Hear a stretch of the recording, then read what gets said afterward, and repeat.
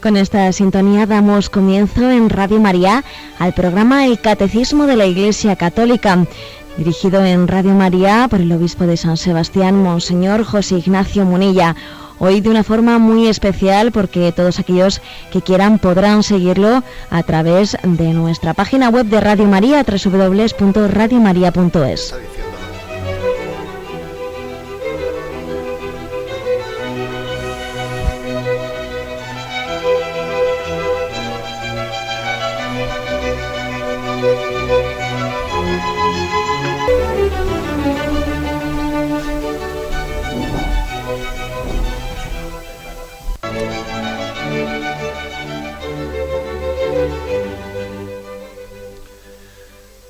Un cordial saludo a todos los oyentes de Radio María. Un día más, con la gracia del Señor, compartimos este rato queriendo enriquecer nuestra fe. Hoy lo hacemos en un formato especial, en vez de comentar como hacemos habitualmente algún punto del catecismo de la Iglesia Católica. En alguna ocasión hemos hecho un pequeño impasse para comentar algún documento de actualidad, algún documento magisterial de actualidad que la Iglesia publica. Y en concreto, pues en la última reunión de la permanente de la Conferencia Episcopal Española ha sido aprobado un documento que fue objeto del estudio y de la redacción por parte de todos los obispos de España, y en la última plenaria de la Conferencia Episcopal fue aprobado, y se le pidió luego que en la reunión de la permanente, que es un órgano más reducido, pues se le diese los últimos retoques. El documento tiene como título La verdad del amor humano, orientaciones sobre la verdad del amor conyugal, la ideología de género y la legislación familiar. Un documento de gran actualidad, porque todos somos conscientes del momento en el que vivimos. Los obispos españoles ya en el año 2001 habían publicado un documento sobre la familia, santuario de la vida, esperanza de la sociedad. En el año 2003 se publicó el Directorio de la Pastoral Familiar en España. Pero somos conscientes de que esta doctrina cristiana sobre el amor humano, sobre el matrimonio, sobre la familia, nada contracorriente, y al mismo tiempo que estamos predicando pues el mensaje cristiano sobre el amor, se están difundiendo ideologías muy contrarias. Incluso se han introducido no únicamente en la legislación, sino también pues en los medios de comunicación, en la enseñanza en una cultura, apoyándose o partiendo de una llamada revolución sexual, ideología de género. Verdaderamente ha llegado a ser políticamente incorrecto, atrevido, a veces casi motivo de persecución martirial, predicar la verdad del amor humano. Si me refiero a lo ocurrido todavía recientemente con motivo de la predicación que el obispo de Alcalá, Monseñor Juan Antonio Reis, realizaba el Viernes Santo en una Eucaristía, y allí él pues sencillamente se limitó a predicar la verdad cristiana sobre la castidad. Bueno, pues vimos qué reacciones se produjeron totalmente desproporcionadas por el hecho de que un obispo se había atrevido a proclamar la verdad del amor humano. Y digamos que hemos visto sectores políticos, mediáticos, sociales, que se han revuelto de una manera inusitada frente a la predicación fiel de la palabra de un obispo. Algunos han sido tan ingenuos de pensar que el problema había estado en que pues la forma de decir la predicación no había sido adecuada, que el día elegido, el Viernes Santo, no había sido el adecuado, que la Eucaristía se retransmitía por televisión. No seamos ingenuos, el problema no es circunstancial, el problema es medular. La predicación del amor cristiano hoy en día es una predicación martirial, porque vivimos en una sociedad, en una cultura que nos está imponiendo un modelo deformado de la afectividad, de la sexualidad, del amor, y permitidme la expresión, quien no pasa por el aro, quien no se suma al pensamiento único, pues suscita un rechazo frontal. Y no es cierto que estemos en una sociedad pluralista en la que se respetan, en la que se respeten los distintos pensamientos o las distintas visiones de la vida. A los hechos me remito. Existen reacciones verdaderamente virulentas, si me permitís la broma, más propias de la niña del exorcista, de la película, cuando le echan agua bendita encima. Bien, por lo tanto, me parece que este documento es importante. Orientaciones sobre la verdad del amor conyugal, qué es el amor humano, tal y como la antropología cristiana nos lo expresa. Bueno, igual esta introducción que he hecho podría hacer pensar a algunos que tenemos una visión muy negativa del momento que estamos viviendo. No, Dios conduce la historia, su providencia nos gobierna, y al mismo tiempo que sí está teniendo lugar ese avance de la cultura de la muerte y de una distorsión de la presentación de la sexualidad integrada en el amor, obviamente existe esa distorsión, pero también hay motivos para la esperanza. El hecho de que surjan estas dificultades ha supuesto que ha habido reacciones de la sociedad de alto valor moral. En los últimos tiempos ha habido muchas iniciativas en favor de la vida, jornadas por la familia, ha habido incremento de objeciones de conciencia por parte de los profesionales de la medicina que se niegan a practicar el aborto, por ejemplo. Se han creado redes en defensa del derecho a la maternidad, se han salvado muchas vidas humanas en estas redes que intentan salvar la vida. Ha habido una resistencia muy fuerte por parte de los padres a la imposición de asignaturas como la educación para la ciudadanía, que son una especie de encauzamiento de la ideología de género. Ha habido recursos a los tribunales por parte de muchas familias pidiendo que se respete su derecho a educar a los hijos. Incluso, pues no hace mucho tiempo, pues en el Consejo de Europa se aprobó una resolución, pues sorprendentemente positiva.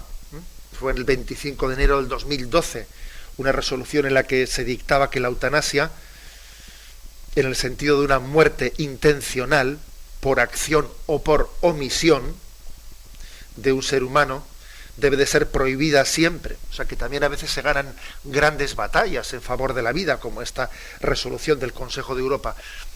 Quiere decir que no nos pensemos, ni mucho menos, ¿no?, que estamos en un momento en el que no haya razones y motivos para la esperanza. Si precisamente damos la cara, es porque tenemos esperanza. Es porque la tenemos y somos testigos de ella en momentos diversos. Ahora bien, es innegable el hecho de que en los últimos años, incluso en la propia legislación española, se han introducido toda una serie de leyes contrarias al sentido del matrimonio natural. Pues, por ejemplo, en el 2010, la Ley Orgánica de la Salud Sexual y Reproductiva y de la Interrupción Voluntaria del Embarazo. En el 2007, la Ley Orgánica sobre la Igualdad Efectiva de Hombres y Mujeres, que detrás de una palabra tan bonita conllevaba la propia ideología de género. La Ley Reguladora de la Rectificación Registral de la mención relativa al sexo de las personas, llamada identidad de género, donde se quitan los términos hombre, mujer, esposo, esposa, padre, madre, para sustituirlos por progenitor A, progenitor B, y otras muchas normativas en materia de derecho a contraer matrimonio en el año 2005, en materia de separación y divorcio, según esa famosa ley de divorcio exprés, etcétera, etcétera. Es decir, que tenemos esperanza, pero no es una esperanza que parta o que nazca de una incapacidad de reconocer pues las distorsiones tan graves a las que tenemos que hacer frente. ¿Cuál es el punto de partida de este documento que hoy queremos comentar? Bien, pues el punto de partida no es otro que el siguiente. Sabemos que el amor humano nos configura porque es una respuesta al amor divino, al don divino.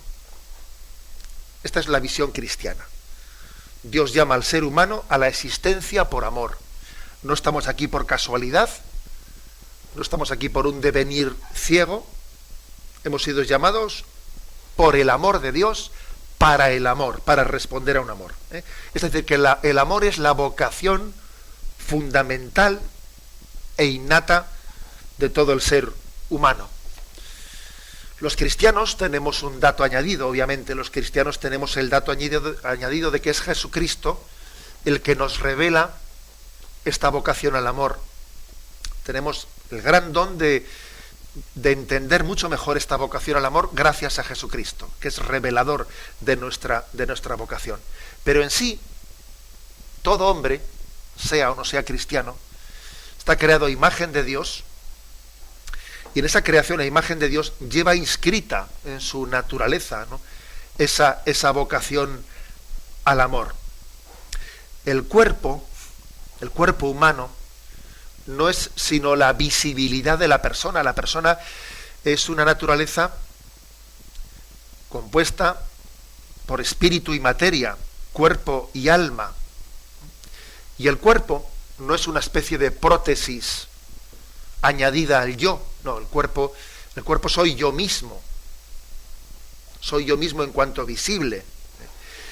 Y por lo tanto, el hombre, por mucho, a pesar de que seamos materiales, ¿no?, nuestra materialidad, nuestro ser carnal, no impide, todo lo contrario, realiza de una manera muy concreta esa imagen y semejanza de Dios. Dios es amor, y también nosotros hemos sido creados por el amor y para el amor. Nosotros sí, seres corporales, y este cuerpo nuestro, que a veces lo sentimos como un lastre, que a veces lo sentimos como una contradicción, está llamado por el amor y para el amor. Además también la Sagrada Escritura subraya no solo el hecho de que hayamos sido creados a imagen de un Dios que es amor, sino el hecho de que hemos sido creados hombre y mujer. Hombre y mujer los creó, dice el Génesis. Es decir, que ser hombre, ser mujer, es algo consustancial con nosotros.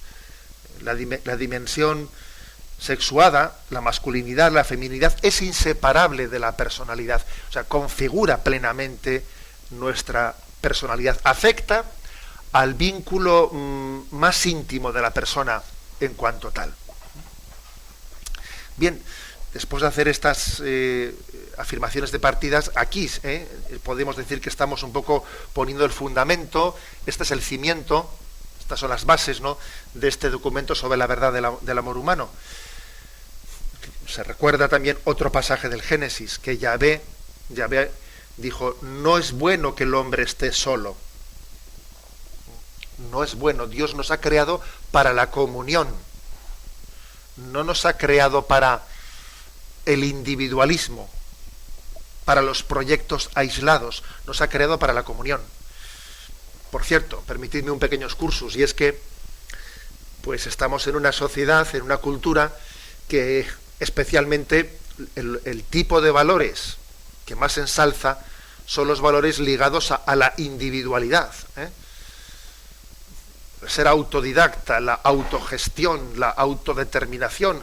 Subrayamos de una manera muy especial los valores que enfatizan la libertad del individuo, en detrimento del hecho de que hemos sido creados por un Dios que es comunión, el Padre y el Hijo, cuya comunión es el Espíritu Santo, y hemos sido creados por un Dios que es comunión, y está inscrito en nuestra naturaleza la comunión. No es bueno que el hombre esté solo. El hombre no se desarrolla, no llega a la madurez en su soledad. Y, por supuesto, el matrimonio, la unión del hombre y la mujer, pues es uno de los caminos principales por los que la familia es uno de los caminos principales en los que se realiza esa vocación a la comunión. Desde aquí, dando un paso más, llegamos desde la iluminación que nos da la revelación, llegamos a entender qué es el matrimonio. El matrimonio es una forma de comunión potentísima, como dice el Génesis, seréis una sola carne, ser uno. El matrimonio es una comunión en la que se respeta la personalidad del hombre y de la mujer, pero respetándolo al mismo tiempo se llega a formar una sola carne. Por ello, la Iglesia habla de que existen unas características del matrimonio, que es una sola carne, que son inherentes y que son necesarias para que el matrimonio sea matrimonio. Tiene que ser un amor total, tiene que ser un amor fiel y exclusivo, tiene que ser un amor fecundo, porque de lo contrario no es amor humano, es otra cosa. Otra cosa. La característica del amor humano, comparando, ¿no?, pues con otro tipo de relaciones animales, es esta, es un amor total, fiel, exclusivo, fecundo. El hombre y la mujer tienen en su forma de amar, esa característica, el amor fiel y exclusivo, un amor conyugal que no fuese fiel y exclusivo, verdaderamente no sería reflejo del amor de Dios, del cual somos imagen y semejanza.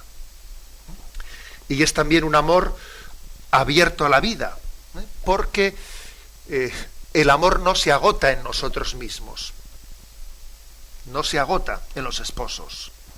La apertura a la fecundidad es una exigencia interior de la verdad del amor matrimonial y un criterio de autenticidad.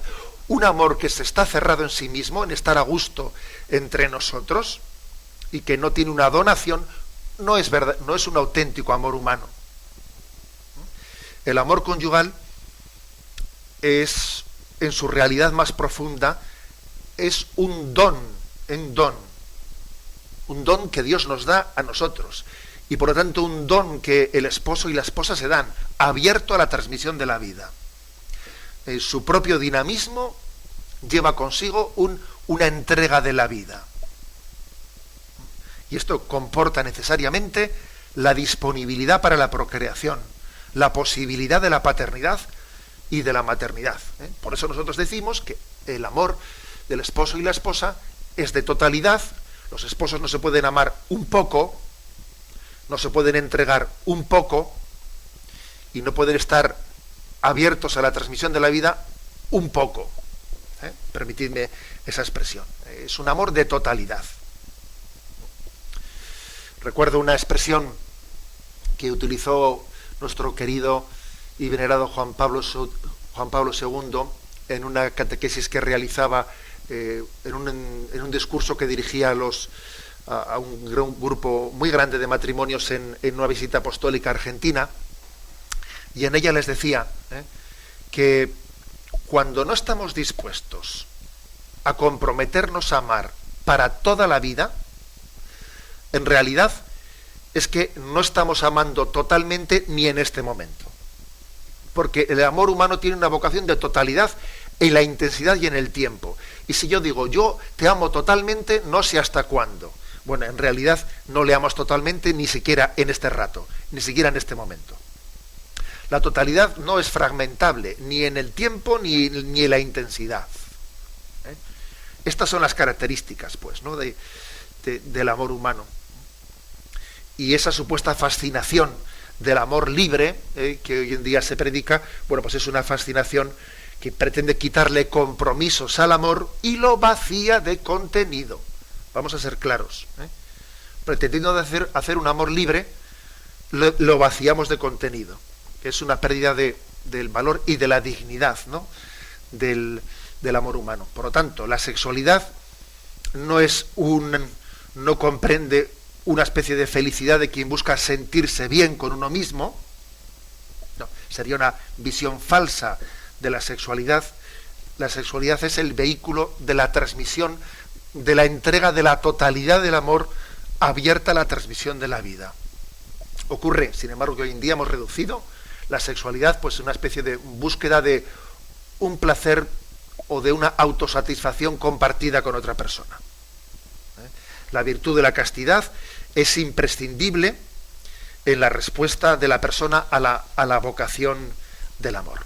Bien, tenemos un momento de reflexión y continuamos enseguida.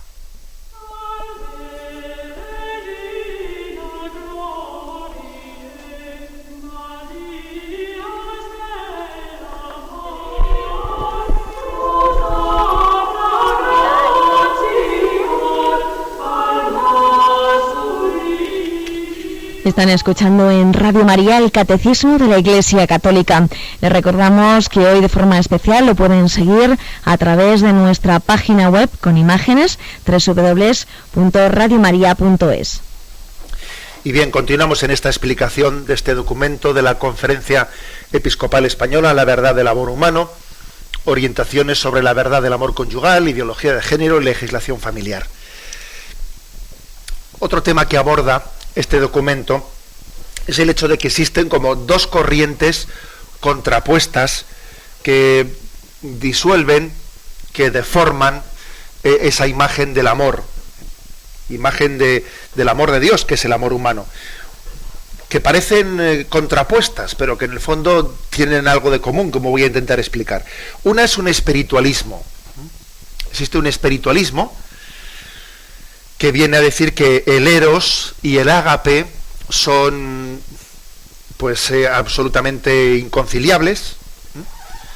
El ágape sería un amor fruto de la gracia, fundado en la fe, caracterizado por la oblación, y el eros sería el amor relacionado pues con ese deseo de atracción, de posesión y de autoafirmación. Y es curioso porque es que una de las aportaciones principales que hizo nuestro querido Benedicto XVI en su encíclica Deus Caritatis fue decir que, ojo, el eros tiene que estar integrado en el ágape. O sea, que el ágape, que es un amor de donación, y el eros, que es un amor de atracción, tienen que estar integrados. De lo contrario, estamos haciendo un dualismo entre cuerpo y alma que obviamente no es humano. A veces por espiritualismo, ¿no? Y a veces por materialismo, que obviamente de esto segundo pues pecamos más en este momento actual, ¿no? Que desvincula el materialismo, intenta desvincular la sexualidad de las determinaciones naturales del cuerpo. Es como decir, bueno, pues yo puedo jugar con mi cuerpo sin que eso comprometa para nada mi vida, mi persona. Y obviamente es una visión materialista, ¿no? Como si el cuerpo fuese algo que se tuviese y no algo que se es. Detrás de estas dos corrientes, bien sea por espiritualismo, bien sea por materialismo, existe una concepción antropológica dualista. Bien sea por un espiritualismo puritano, que no es el cristiano. La Iglesia rechazó determinadas herejías, especialmente en los primeros siglos, que venían a entender como que la relación sexual no era santa, no era pura. La Iglesia afrontó y rechazó como heréticas, ¿no?, esas expresiones, y por una tendencia materialista, ¿no?, que especialmente esta tendencia materialista la vemos ahora plenamente realizada en ese concepto de la ideología de género. Sobre todo, fijaros bien, yo creo que el materialismo hoy en día se caracteriza por una defragmentación, o sea, se fragmenta, se divorcia, si me permitís la expresión, se divorcia el sexo del amor. Son dos cosas distintas, dos cosas distintas. No puedo por menos de hacer referencia al título de una película que ha tenido mucho eco.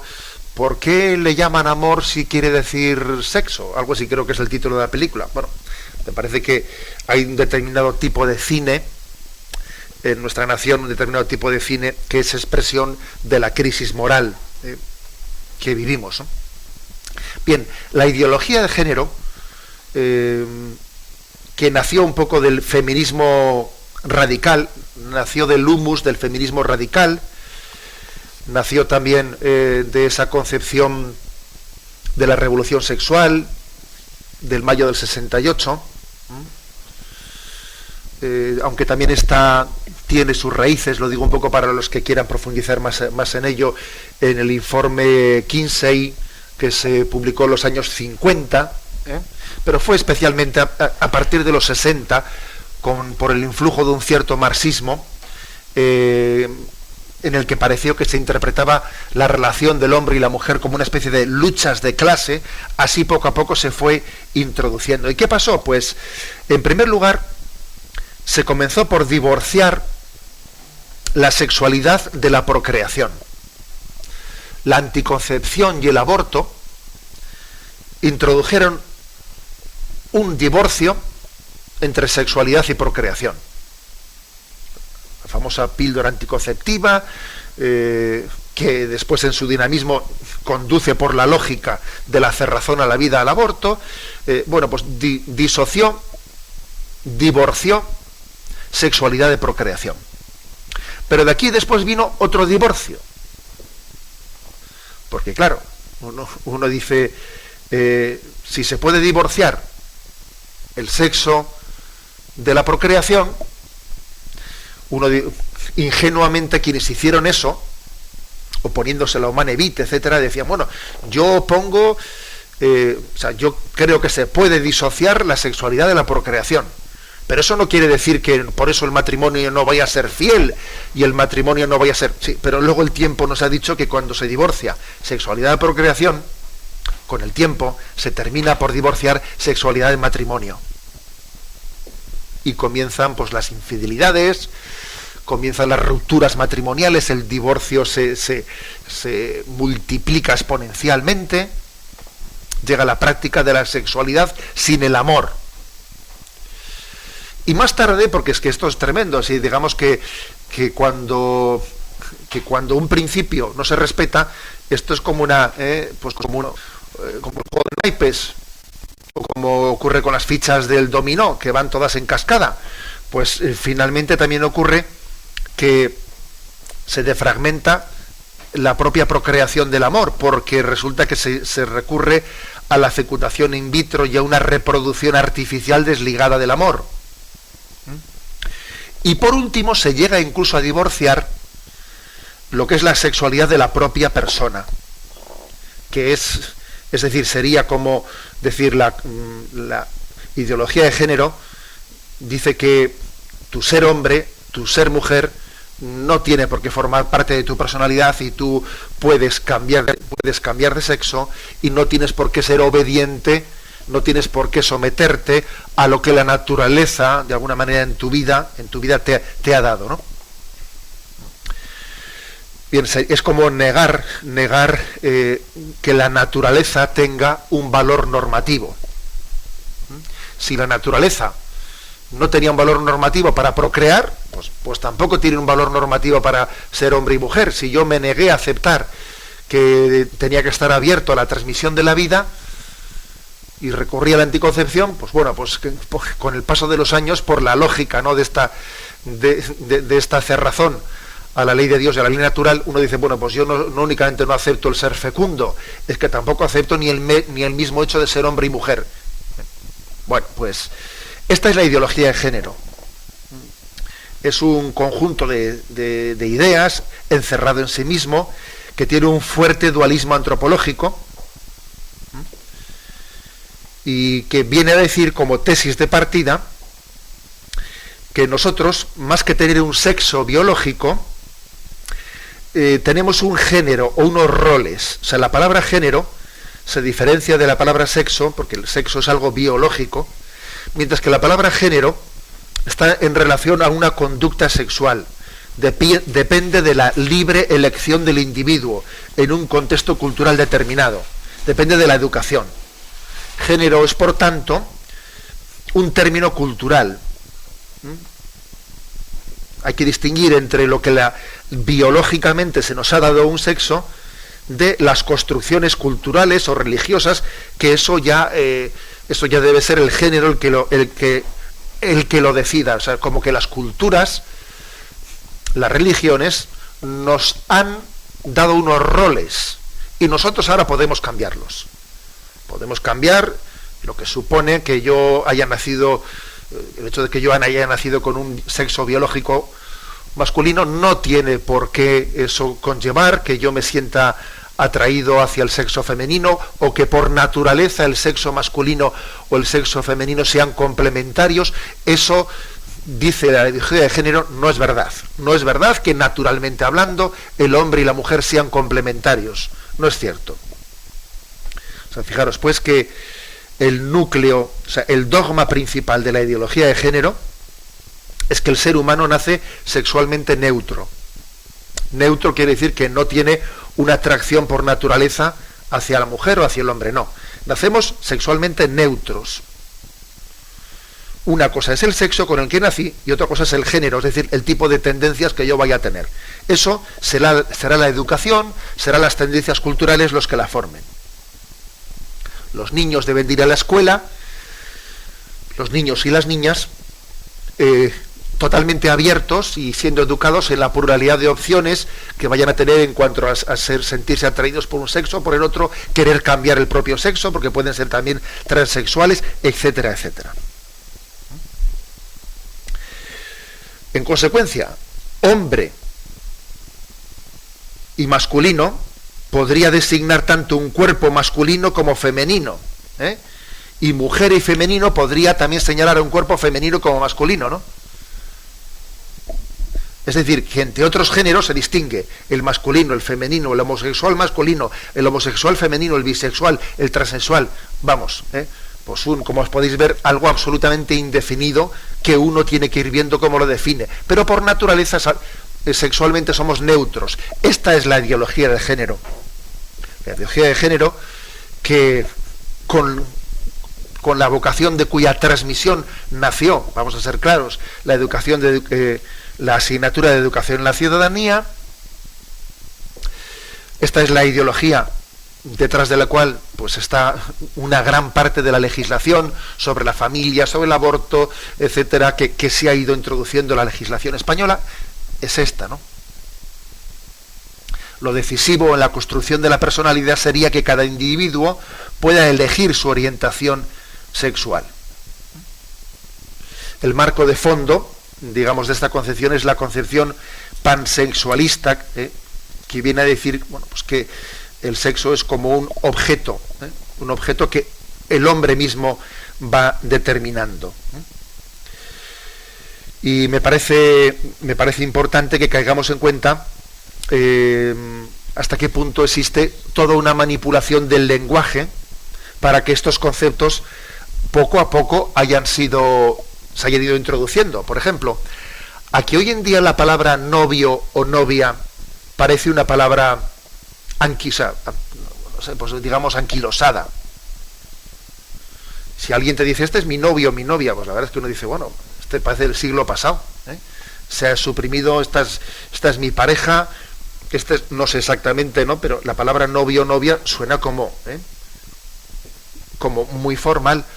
O esposo, esposa, que pocas veces se utiliza la palabra esposo, esposa. Mi marido. O parece que la palabra pareja ha suprimido la palabra matrimonio, etcétera, etcétera, ¿no?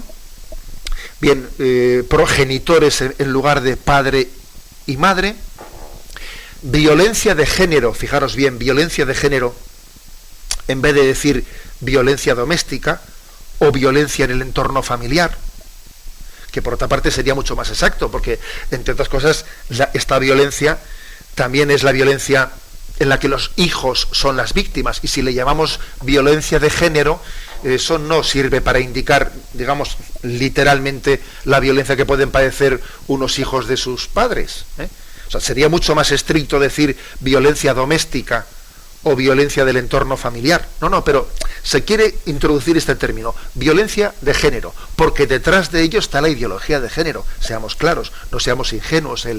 El lenguaje no es inocente, en absoluto es inocente. Detrás del lenguaje se introducen conceptos. Y por supuesto, se introduce en el ámbito legislativo, pues para impregnar también desde el ámbito legislativo el modelo educativo. Bien, tenemos un momento de reflexión y continuaremos enseguida.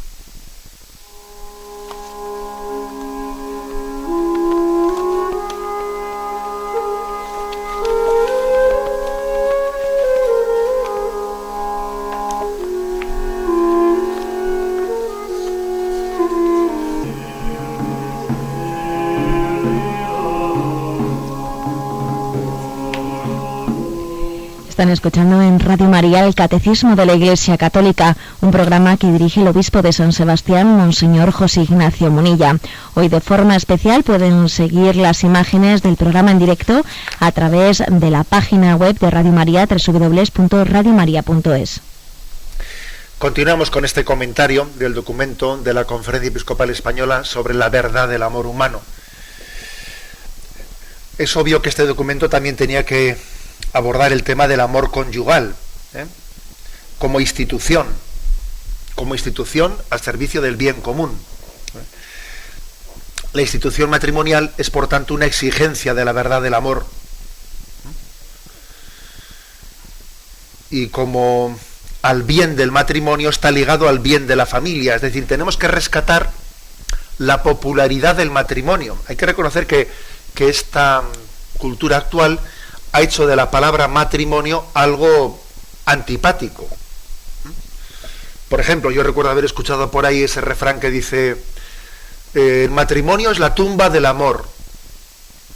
No sé si os suena. ¿El matrimonio es la tumba del amor? O por el contrario, como dice Chesterton, el amor posibilita el matrimonio y el matrimonio posibilita el amor. Porque lo que dice Chesterton en esa expresión suya, el amor fundamenta el matrimonio, pero también el matrimonio, esto yo creo que se ve fácil, no hay que explicarlo, el amor es el pilar del matrimonio, pero también el matrimonio es el pilar del amor, es decir, el matrimonio también es una promesa. Uno se compromete mutuamente, y se compromete, la palabra comprometerse viene de hacerse una promesa con. Yo me hago una promesa contigo, tú haces una promesa conmigo, es decir, en las alegrías, en las penas, en la salud, en la enfermedad, sabemos que nuestro amor va a tener crisis, pero nos comprometemos a superarlas. Sabremos que habrá problemas, que el amor romántico pasará sus crisis, pero nos comprometemos a abordarlo. Es decir, no es cierto que el matrimonio sea la tumba del amor, más bien es el que lo posibilita. Es el que se lo posibilita que no sea un viento de primavera. Es el que posibilita distinguir amor romántico de amor de madurez. Entonces, digamos, por lo tanto, que la institución matrimonial, decía, es una exigencia de la verdad del amor. Y el que tiene miedo al matrimonio, ojo, tiene miedo al amor. Es una exigencia interior del amor conyugal, que se afirma públicamente como algo único y exclusivo. Y esto, lejos de rebajar nuestra libertad, defiende nuestra libertad contra el relativismo, contra el subjetivismo. O sea, el matrimonio protege el amor. Es una exigencia el matrimonio ético-antropológica. Entonces, eso de que la institución es... Acordaros de esa famosa canción que yo recuerdo que, que en los años 70 decía: yo no necesito unos papeles grises para amar. No sé qué cantante era el que decía aquello. Yo no necesito unos papeles grises para amar. Era una manera de ridiculizar la institución matrimonial. Pretendido decir, bueno, aquí yo me siento atraído hasta que me sienta atraído, cuando deje de sentirme atraído. Es una visión que es caer en la trampa de la emotividad. La trampa de la emotividad. Cuando se parte de una idea de la libertad como mera espontaneidad, sin ningún tipo de compromiso, una libertad que únicamente se basa en las emociones, pues claro, entonces el vínculo matrimonial aparece como un estorbo, como una cárcel del amor, cuando no como una tumba del amor. Pero, dice este documento, pertenece a la naturaleza humana no ser naturaleza simplemente, sino tener historia y derecho. O sea, la naturaleza humana está en la historia, luego tiene que tener consecuencias sociales. O sea, que dos personas se amen tiene consecuencias sociales. Luego eso es una institución, tiene que serlo. De lo contrario, estamos robando al amor su dimensión histórica. Por tanto, la concepción meramente romántica, pues hace totalmente efímero el amor. Se confunde la emoción con el amor. Claro, y confundir la emoción con el amor, pues es que verdaderamente es mortal de necesidad. Además también se ha difundido, junto con esta especie de imagen romántica de la emotividad, una tendencia a la privatización, ¿no? A hurtarle al amor su reconocimiento social. Y luego pasa otra cosa, y es que estas injusticias en la concepción del amor han llegado a la legislación, y la legislación también va, sin duda alguna, la legislación va creando una opinión. No es cierto esa concepción que dice que las leyes son la expresión de la sensibilidad social. No. Las leyes no son la expresión de la sensibilidad social. Al mismo tiempo son ellas las que configuran la sensibilidad. A veces se ha recurrido a decir, no, es que claro, esta ley el gobierno tiene que promulgarla porque la sensibilidad social la demanda. No, perdón, las leyes crean determinadas demandas. Todavía me acuerdo cuando en España se aprobó la ley del divorcio, diciendo que había una amplísima demanda, diciendo que estaban 300.000 parejas esperando la ley del divorcio. Luego resulta que se aprobó la ley del divorcio y uno veía cuántas parejas se divorciaban y veía y decía, pero bueno, no es cierto que la demanda haya provocado la ley. Ha sido la ley, con el paso del tiempo, poco a poco, la que ha provocado la demanda, curiosamente. Entonces digamos una cosa, y es, para empezar, no confundamos la democracia con la moralidad. La democracia no determina el bien moral, no, es que es otra cosa, ¿no? Los procedimientos democráticos, que son importantes y necesarios en la construcción de la sociedad, no determinan la verdad y la bondad del matrimonio y la familia. Hay quienes piensan que la referencia a una moral objetiva anterior a las instituciones democráticas es incompatible con la democracia, y no es verdad. Mire usted, nosotros creemos en la democracia, pero decimos claramente que el matrimonio es una institución anterior a la democracia y a cualquier legislación. Nosotros no podemos ahora hacer una ingeniería social en la que digamos, a ver, vamos a votar democráticamente qué es el matrimonio. ¿Cómo que vamos a votar democráticamente qué es el matrimonio? Vamos a votar democráticamente si hay que respetar el derecho a la vida. Oiga, es que la democracia es una forma de gobernarnos, pero no se puede poner en manos de la democracia la ingeniería social de definir qué es la vida, o definir qué es la familia, o definir qué es el matrimonio. Eso está fuera del alcance de la democracia. El amor conyugal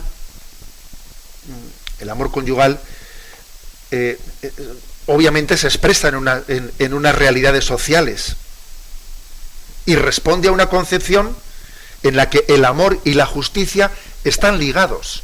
Y cuando no se reconoce el matrimonio, o se le quita importancia al matrimonio, se está desligando el amor de la justicia. Es como un amor como meramente romántico que no tiene nada que ver con la justicia. Es decir, que el amor es fuente de obligaciones, fuente de derechos, y eso no es separable. Bien, esta es la afirmación de este documento, en la que se está por lo tanto integrando la explicación de la afectividad, de la sexualidad, del amor que nace de la voluntad y de los compromisos sociales, entre otros, obviamente, el de la apertura a la transmisión de la vida. Lo que afirma este documento de la Iglesia es el hecho de que no nos dejemos, también nos hace una invitación a que no nos dejemos engañar por lo que de alguna manera se conforma en esta cultura como una especie de igualitarismo. Todo no es igual. distinguir no es discriminar. La Iglesia quiere distinguir qué es matrimonio, qué son otro tipo de relaciones. O sea, distinguir no es discriminar. Porque el matrimonio y la familia son una institución fundamental en la promoción del bien común y por lo tanto el legislador ha de procurar una legislación que favorezca su existencia y su desarrollo. Y ojo, que no estoy únicamente hablando o pensando en el nombre que demos a una unión, no es únicamente el nombre. No se trata de que reivindiquemos un nombre, no, estamos reivindicando que la sustancial diferencia entre el matrimonio y la familia o otro tipo de relaciones que son sustancialmente distintas y que por lo tanto sus derechos y sus deberes tienen que ser sustancialmente distintos.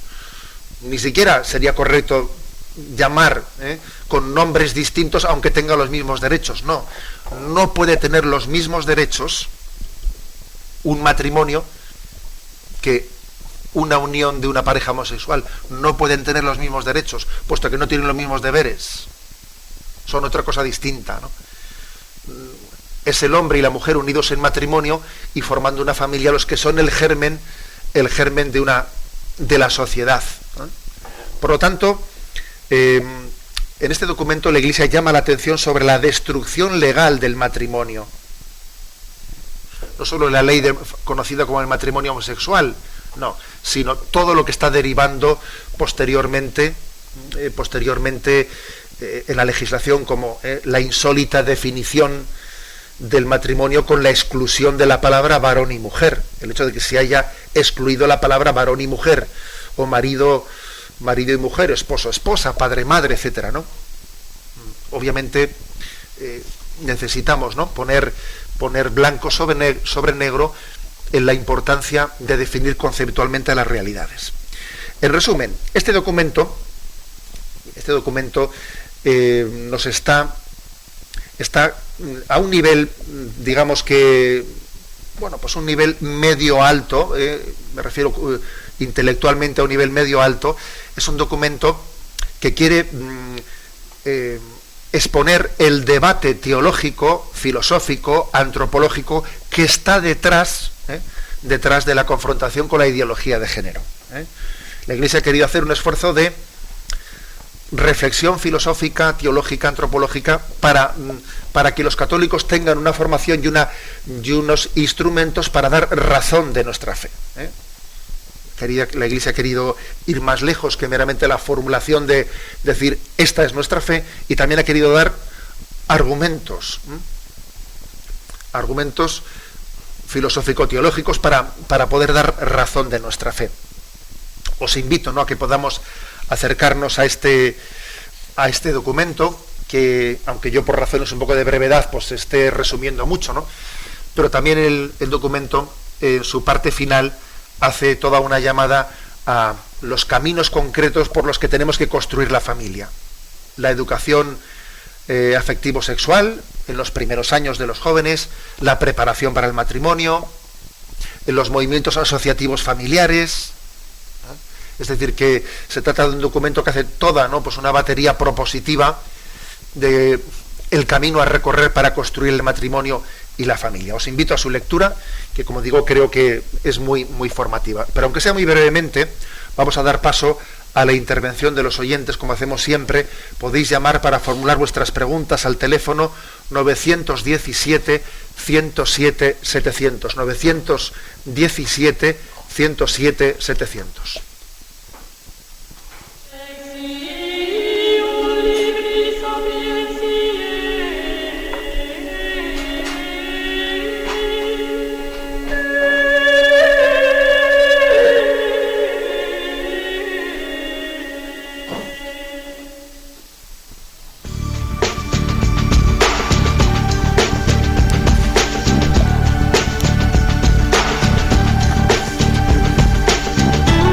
Radio María le ofrece la oportunidad de recibir en su casa sus programas favoritos.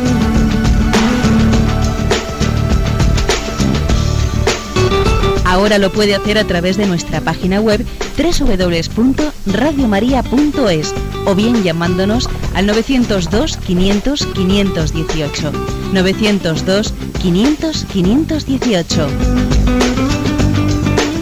Pídanos el programa que más le interesa en cualquiera de sus emisiones, especificando el día y la hora que lo ha escuchado. Solo nos tiene que decir si lo quiere en CD de audio o CD o DVD en MP3. Haga su solicitud en el 902 500 518 y en www.radiomaria.es. Dos llamadas comenzamos. Radio María, más cerca de usted.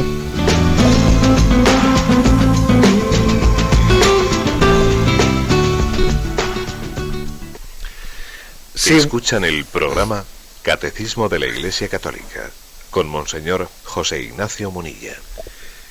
Sí, buenos días, ¿con quién hablamos? Hola, buenos días, monseñor. Soy María Luz, de Santander. Adelante, María Luz. Vamos a ver, yo sé que hay un problema muy serio al ser la Iglesia universal, los criterios, y además el Evangelio es el mismo, obviamente, pues tiene que ser igual para todos los sitios del mundo. Pero claro, nosotros venimos de 2000 años, vamos a decir, de cristianismo en nuestra cultura, y aunque se esté contaminando o pervirtiendo, pues podemos entender muchas cosas. Pero cuando la Iglesia se abre a otras etnias y a otras culturas en el tercer mundo, pues bien sea India, bien sea África, estas propuestas sorprenden mucho, y a veces yo pienso, desde mi humilde opinión, que es mejor, por ejemplo, autorizar el uso del preservativo en determinadas comunidades a las que a la mujer se la usa, incluso a las vírgenes, para curar el SIDA o unas barbaridades semejantes, para evitar pues ese tipo de cosas. Y la Iglesia ahí, que está germinando, yo creo que debería ser, en ese sentido, entre comillas, flexible, pero entiendo la dificultad. De acuerdo, le digo una palabrilla. Vamos a ver, en primer lugar, esa dificultad que tiene la Iglesia, pues para predicar su mensaje en otras culturas, no se piense usted que no la ha tenido y que no la sigue teniendo entre nosotros, porque en Europa hay unas raíces cristianas, pero ojo, esas raíces cristianas se formaron después de haber tenido que confrontarse con la concepción inmoral de los romanos y de los bárbaros. O sea, que ojo, que para que Europa llegase a ser cristiana, para que lleguésemos a tener la cristiandad europea, la contraposición que tuvimos frente a los bárbaros y los romanos fue tremenda. Yo creo que muy superior a la que en este momento, por ejemplo, puede haber en África, pero muy superior. Por otra parte, después de que Europa se ha ido descristianizando, la contraposición que tenemos aquí en Europa, pues yo creo que igual es también tan grande o mayor que la que tenemos en África. O sea, quiere decir que el cristianismo siempre se ha abierto camino contracorriente. Lo dice el propio Evangelio. Entrad por la puerta estrecha, que ancha es la puerta que lleva a la perdición. Vosotros entrad por la puerta estrecha. Es decir, el Evangelio, la verdad es que nunca ha ocultado su exigencia absolutamente coherente. Ahora dice usted, bueno, pero no podríamos quizás en un momento histórico determinado pactar como una especie de mal menor para que pasados unas décadas después pudiésemos proponer un bien mayor. Mire, la Iglesia no ha recibido de Cristo la encomienda de predicar el mal menor. La Iglesia ha recibido de Cristo la encomienda de predicar el bien. El bien que no es sino la expresión moral de la verdad de Cristo. Por lo tanto, yo creo que en la coherencia de nuestra predicación, está nuestro éxito. Muchas cosas se dicen, por ejemplo, usted ha puesto el caso del tema del preservativo en África, también se podía hablar del tema de la poligamia en África, etcétera, ¿no? Yo creo que el hecho de que la Iglesia predique la castidad está siendo la mayor garantía contra la extensión de enfermedades. La predicación de la castidad es la mayor contribución que se ha hecho contra la extensión de enfermedades. la predicación de la monogamia contra la poligamia es la mayor contribución que se ha hecho a la dignidad de la mujer. Y es contracultural, que los misioneros prediquen una sola mujer allí donde pues hay poligamia, etcétera. Bien, tenemos el tiempo cumplido. Me despido con la bendición de Dios Todopoderoso. Padre, Hijo y Espíritu Santo, descienda sobre vosotros. Alabado sea Jesucristo.